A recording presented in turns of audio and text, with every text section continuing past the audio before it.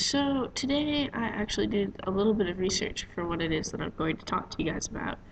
Um, because I wanted to talk about a psychologist, Abraham Maslow's hierarchy of needs, which is basically he was thinking about how he was studying human motivation basically, and he theorized that people fulfill basic needs before moving on to their more advanced needs, and his hierarchy of needs is all about motivation, but it's also kind of about just like satisfaction with yourself in your life and health.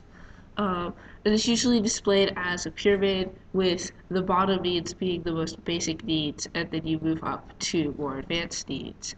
Like the first level are basic physical requirements, and then you move on to safety and security, and then from that you go into more psychological and social needs. And then matters of self-esteem, and then the highest level is attaining self-actualization, which is basically achieving the individual's potential. Um, so I was kind of thinking about this, and I was thinking about if animals weren't busy, fighting for their lives and trying really hard just to get food and to find shelter, uh, would they be able to move up the pyramid as well and become higher functioning beings? Because I think I started thinking about this because I was reading some article about a parent that got to understand the abstract concept of zero, which is actually a really big number, but I'll get into that on a different day. But I was thinking about that, so I kind of wanted to go and explain to you guys what the hierarchy of needs were so that I could just think about it and throw my thoughts out there. So basically, Maslow said that there were two types of needs. There's D needs, which stands for deficiency needs, which are needs that arise due to deprivation, which means you don't have something that you need. And those needs are physiological needs, security, social needs, somewhat, and esteem needs. Um, and I guess at this point, it's a good time to explain that if a lower level need isn't met, then the individual will move down the pyramid to meet that need before continuing up the pyramid, according to Maslow. And then the other needs are B needs, which are also called being needs or growth needs, and those arise from a desire to grow as an individual and a person. Okay, so there are 5 levels of Maslow's hierarchy of needs. And the first level is physiological needs, which are our most basic and instinctual needs, which are, essentially the need for water, food, sleep, to breathe and stuff. It's what we need, bare minimum, to take care of ourselves. And then we get into security needs, which are also important for survival, but they're not as demanding as the physiological needs, which, those are things like having a steady job and a safe living space and being protected from the environment.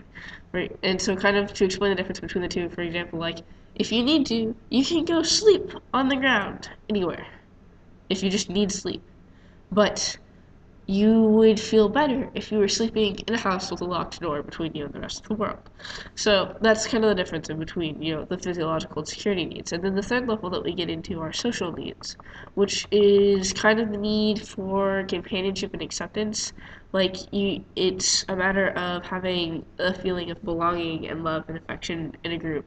This is formed from friendships, romantic attachments, your family, and also involvement in social community and religious groups. So, if you go out and you volunteer a whole lot or something, and you hang out with your friends, you can basically meet your social needs. Um, the fourth level is esteem needs, which are needs that reflect on self-esteem, personal worth, social recognition, and accomplishment, which is basically like you want to feel good about yourself, you want other people to feel good about you, you want people to say, hey, you did a good job, and you want to be able to say, hey, I did a good job. And these things come from, something as simple as like getting an A on a test, which for most people is kind of, some people it's really easy, but you still feel good about it if you get an A on a test. You're like, ha, I'm smart. Or scoring a goal in sports, or sometimes it's even just getting a thank you and a pat on the back for doing a good job, or someone acknowledging that you actually held the door open for them, or civil service award or something. It's someone saying, hey, this person did a good job. Um, and then we get into the last level. The tiny tip of the pyramid is self-actualizing needs, which are for it's basically the need to become self-aware. People become more concerned with personal growth. They're less worried about the opinions of others because they're now satisfied with themselves, and they're interested in fulfilling their potential. Um, it's kind of the hardest to explain, and according to Maslow, a lot of people could meet the first four levels, but it took like this huge leap to get to the point where you became self-actualized, and you stopped worrying about what other people thought about you, and you were more focused on growing yourself as an individual. Which I think is really interesting, and that's kind of a hard thing to achieve for most people because I think in our society we have the opinions of others like forced on us into, it being a matter of importance even since the beginning of advertising and such. Um, so we get into, I found while I was researching this, which was interesting because I'd never actually looked into the criticisms of his hierarchy of needs. And it turns out that most of his research, some of it showed support, but most of it didn't. There's little evidence for any ranking of needs, let alone that the needs are in a hierarchical order. So very few, people said this need is more important than that need to an individual. And there's little proof for that, let alone, that there's like, you can develop a pyramid of it. Um, Another criticism is that his definition of self-actualization is difficult to test scientifically, and that he based his definition based on a select group of people he believed to be self-actualized, which comprised of a few people he knew and biographies of other people that he thought that they had achieved this, but he really had no way of knowing that, and it's very difficult to test honestly whether or not someone is concerned with um, personal growth, etc.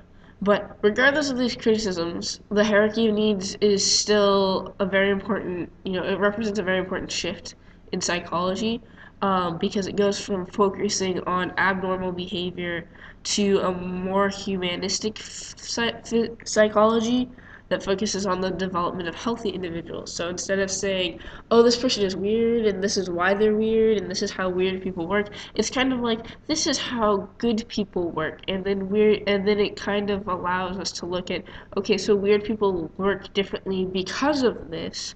So how do we get them more in line with that? Or, it's not always about getting people in line, it's just about understanding people too.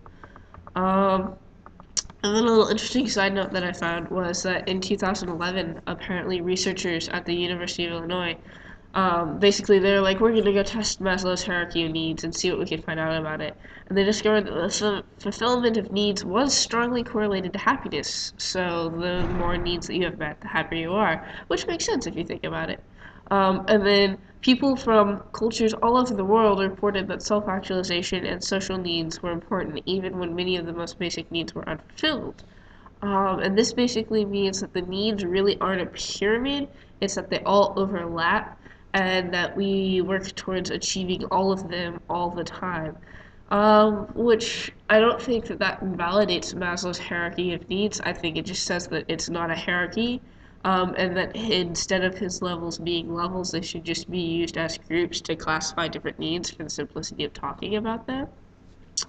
Um, but that's what I found out about Maslow's hierarchy of needs, which I thought was really interesting. I was just thinking about, needs and what people need and stuff. Why is it that people are more self-aware and animals aren't and stuff, and also about, what is it that people need and what is it that they want that makes them happy.